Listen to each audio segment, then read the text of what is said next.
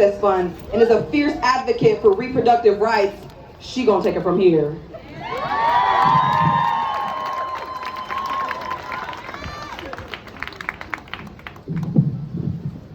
It turns out I gave the shortest bio. Everybody else is cooler than me. I'm not going to fill in the details. I'm sorry. I am a board director for the Northwest Abortion Access Fund.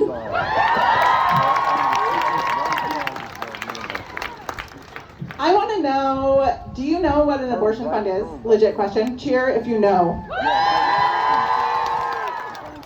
And cheer if you've never heard of an abortion fund. Nice. Okay, the previous speaker, who's amazing, actually gave me a really good segue.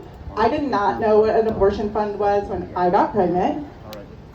I did not know what an abortion fund was until I applied for a position with the Northwest Abortion Access Fund. And we'll definitely talk more about funds. They are extremely vital for the time that we're in right now.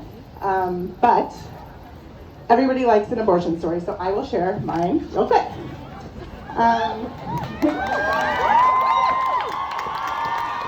So, spoiler alert, I have had an abortion. I was pregnant once. I had one abortion. Feeling pretty good about that choice. I was 27 years old when I got pregnant. I was a really cool person in high school who did not date, did not have sex, really liked lining up for Harry Potter book releases. I really thought Harry Potter is pro-abortion, for the record. I really thought by 27, I'd missed all of the oops, I'm pregnant and now I have to deal with the consequence like I've been told my whole life. But when I got pregnant at 27, I was in a long-term committed relationship with someone I liked. I thought I loved, but I liked. And I had a full-time job. And I thought if I ever got pregnant, it would be okay, we're gonna roll with this. I'm stable, I'm old enough, whatever that means.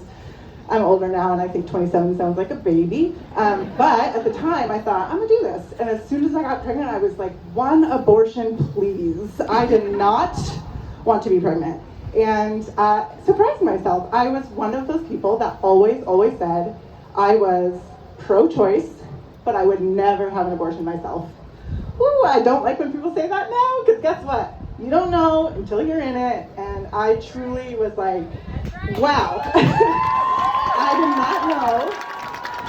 I did not know at 27 in a committed relationship with a job and a blah, blah, blah, all the stuff you're supposed to want.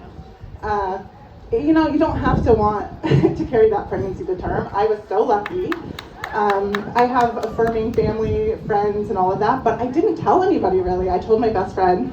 We had plans to go get gin and tonics, and I had to be like, we can't go out tonight. She was really irritated, which is the best friend response to, I'm pregnant and I have to have an abortion. She was like, what about our chicken strips tonight? So, fair enough. We had to wait a few weeks, but we did go out for gin and chicken strips. But I didn't have any shame. I didn't feel any stigma, I thought, but I didn't tell anyone. I did not call anyone for help. Even though I had that job, I mentioned, I wasn't rolling in the dough. I'm still not. No one in my family has money, not even no generational wealth. We don't have any money. There's just nothing. So there's not a lot of people I can reach out to if I need $300, $500. My first place I reached out to quoted me at $950 for an abortion. That's out of pocket. I didn't have it at 27 and I don't have it now. Here's where abortion funds come in. I pulled from my 401k.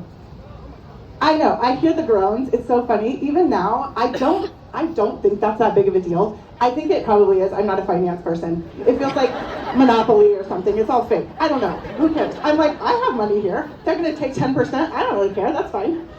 Cheaper than I don't know. What are my options? That's the thing. What are the options if you don't even have that 401k to sneak into and upset everyone who is going to probably be upset at me saying this. 401ks are important, I'm sure. But at the time, what was important to me was having an abortion I could afford. So I took that little $500 from my 401k and really, really don't regret it. But if I'd known about abortion funds, I would have called the Northwest Abortion Access Fund.